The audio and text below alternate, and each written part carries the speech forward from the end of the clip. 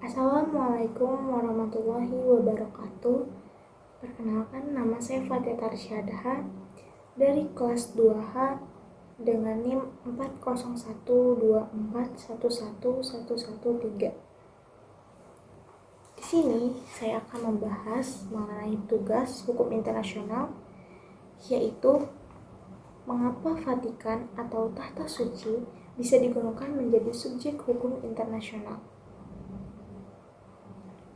Langsung saja kita mulai ke pembahasannya. Vatikan adalah subjek hukum internasional karena diakui oleh negara-negara di dunia dan menjadi pihak pada perjanjian-perjanjian internasional dan anggota pada beberapa organisasi internasional.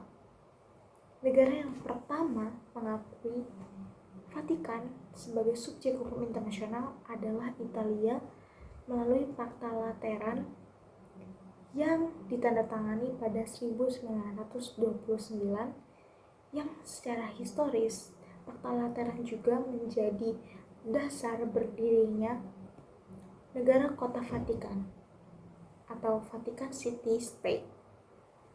Dalam hubungan internasional, negara Vatikan dikenal juga dengan nama Tahta Suci.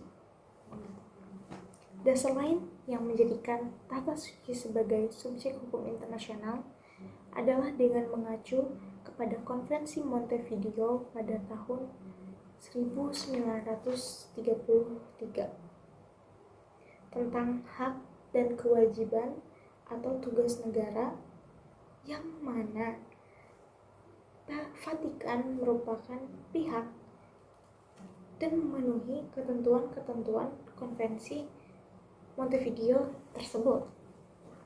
Adapun ketentuan-ketentuannya sebagai berikut. 1.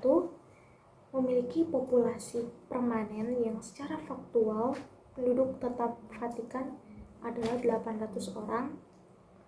2. Memiliki suatu wilayah tertentu yang dalam hal ini Tahta Suci terletak di atas lahan seluas 44 hektar atau 0,44 km yang terletak di tengah-tengah kota Roma, Italia.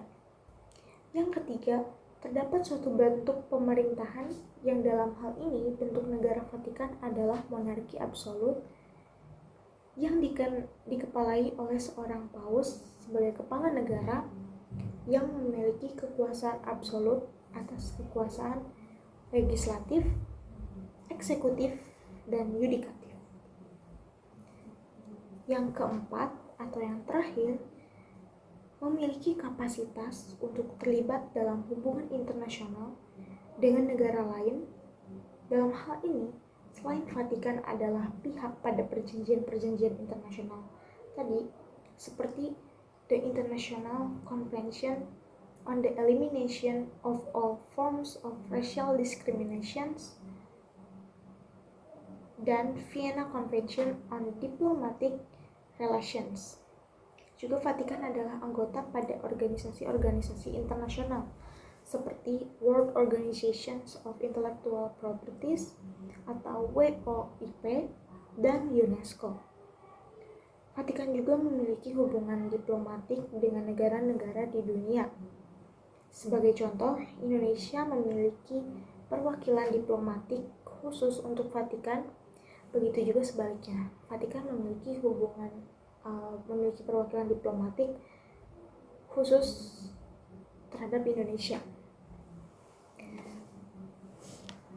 Vatikan atau Tahta Suci digolongkan sebagai subjek hukum internasional karena beberapa alasan utama. Seperti yang pertama tadi, yaitu ada kedaulatan dan wilayah. Vatikan adalah sebuah entitas yang memiliki wilayah yang diakui secara internasional, yaitu kota Vatikan yang merupakan negara kota terkecil di dunia. Walaupun ukurannya sangat kecil, kota ini memiliki kedaulatan penuh dan tidak teritorial tergantung pada negara lain. Yang kedua, kemampuan untuk menjalin hubungan internasional. Sebagai subjek hukum internasional, Vatikan memiliki kemampuan untuk menjalin hubungan diplomatik dengan negara-negara lain. Tahta Suci yang mewakili Gereja Katolik Roma memiliki kedutaan besar dan misi diplomatik di berbagai negara. Seperti tadi, Vatikan memiliki perwakilan diplomatik khusus untuk Indonesia. Begitu juga sebaliknya. Yang ketiga yaitu perjanjian internasional. Vatikan adalah pihak dalam berbagai perjanjian internasional, baik yang terkait dengan aspek keagamaan, sosial, maupun politik. Misalnya, Tahta Suci terlibat dalam perjanjian internasional seperti konkordat dengan negara-negara tertentu. Yang keempat, organisasi internasional. Vatikan merupakan pengamat permanen di PBB dan berperan aktif atau ikut serta dalam beberapa organisasi internasional. Meskipun Vatikan tidak menjadi anggota penuh PBB, tapi ia mengikuti beberapa organisasi internasional. Status Tahta Suci. Tahta Suci bukan hanya sekedar gereja, tetapi juga sebuah entitas politik dan keagamaan dengan struktur hierarkis yang mengelola urusan internasional serta memberikan kontribusi terhadap perdamaian dunia tentunya. Alasan lainnya yaitu keanggotaan dalam organisasi internasional non pemerintah. Jadi selain Vatikan hadir dalam organisasi internasional seperti PBB tadi, Vatikan juga ikut serta dalam organisasi internasional non pemerintah yang berfokus pada masalah kemanusiaan, hak asasi manusia, dan perdamaian dunia, seperti International Red Cross dan beberapa lembaga kemanusiaan lainnya. Selanjutnya, kepemimpinan moral dan spiritualitas. Sebagai pusat gereja Katolik yang memiliki pengikut lebih dari 1 miliar orang di seluruh dunia, Vatikan memiliki pengaruh moral dan spiritual yang luas. Pengaruh ini memungkinkan Vatikan untuk menjadi pihak dalam pembahasan isu-isu global seperti tadi perdamaian, hak asasi manusia, dan pengentasan kemiskinan. Pengentasan kemiskinan juga ya, yang membuatnya terlibat dalam dinamika hukum internasional.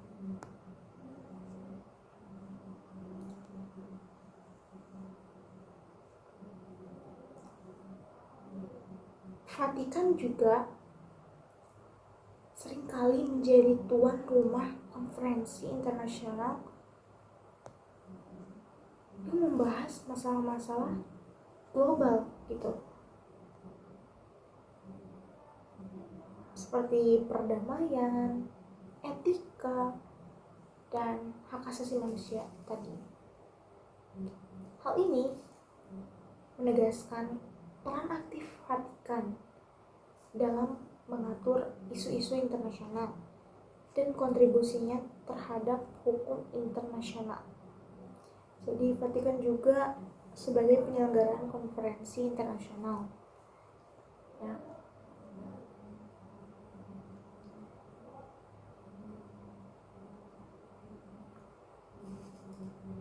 Selanjutnya, Vatikan juga seringkali mempertahankan posisi netralnya dalam konflik internasional. Dia tidak memihak salah satu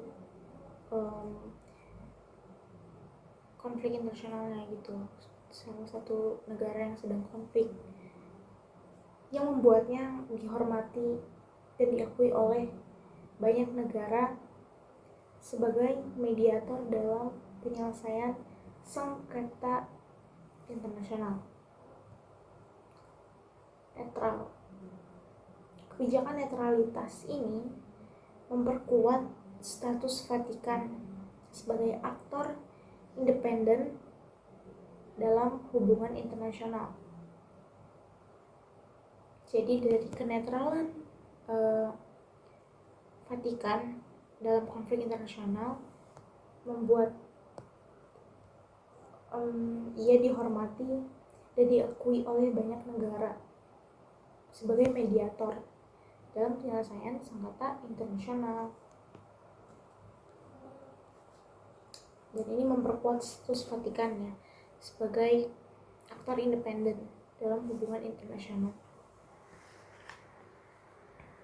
Karena faktor-faktor tersebut, Vatikan tidak hanya berfungsi sebagai negara kecil saja, tetapi juga sebagai subjek hukum internasional yang memiliki pengaruh, kemampuan untuk berperan dalam diplomasi dan berpartisipasi dalam membentuk tatanan hukum internasional. Karena alasan-alasan itulah, Vatikan memiliki status yang setara dengan negara-negara lain dalam hal kapasitas hukum internasional, meskipun bentuknya berbeda dengan negara-negara pada umumnya. Itu saja penjelasan dari saya atau pembahasan dari saya. Kurang lebihnya saya mohon maaf. Wassalamualaikum warahmatullahi wabarakatuh.